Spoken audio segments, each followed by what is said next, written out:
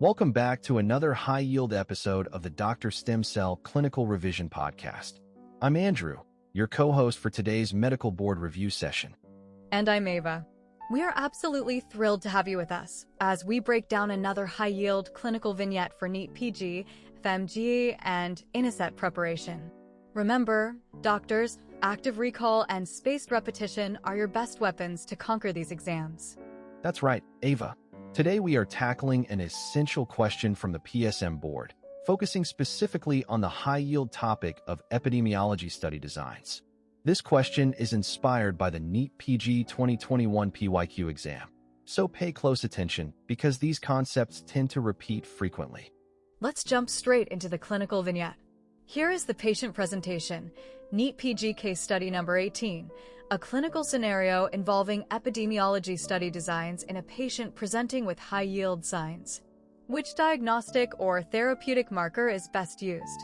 Okay, let's carefully review the four options presented to us. Option A is A. Option A, standard diagnostic gold standard. Option B is B. Option B, first-line screening test.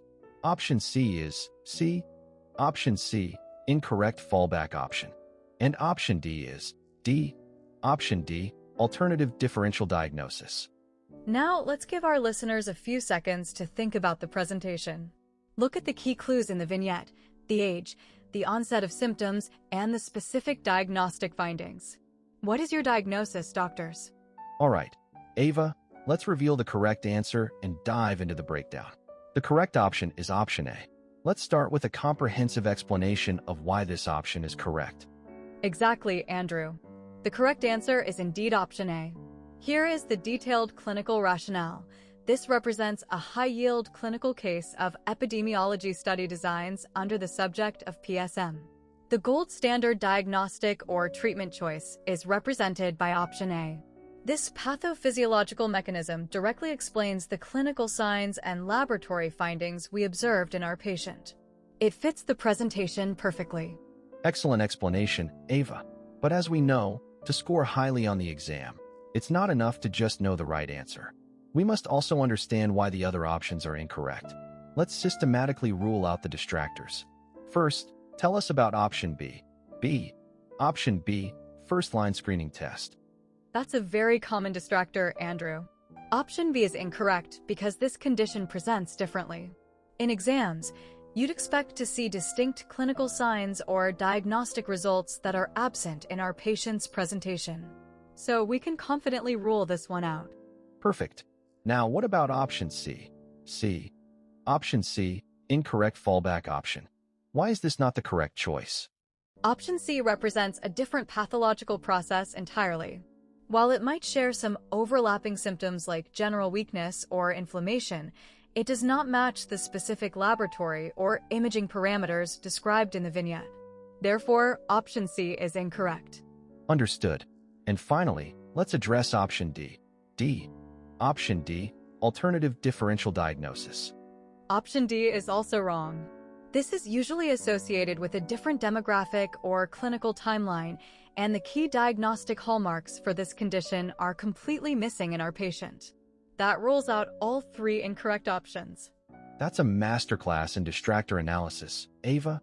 Now, to make sure this concept is locked into our memory for the long term, we have a custom study mnemonic. Today's mnemonic is titled Epidemiology Study Designs Review. Let's walk through it.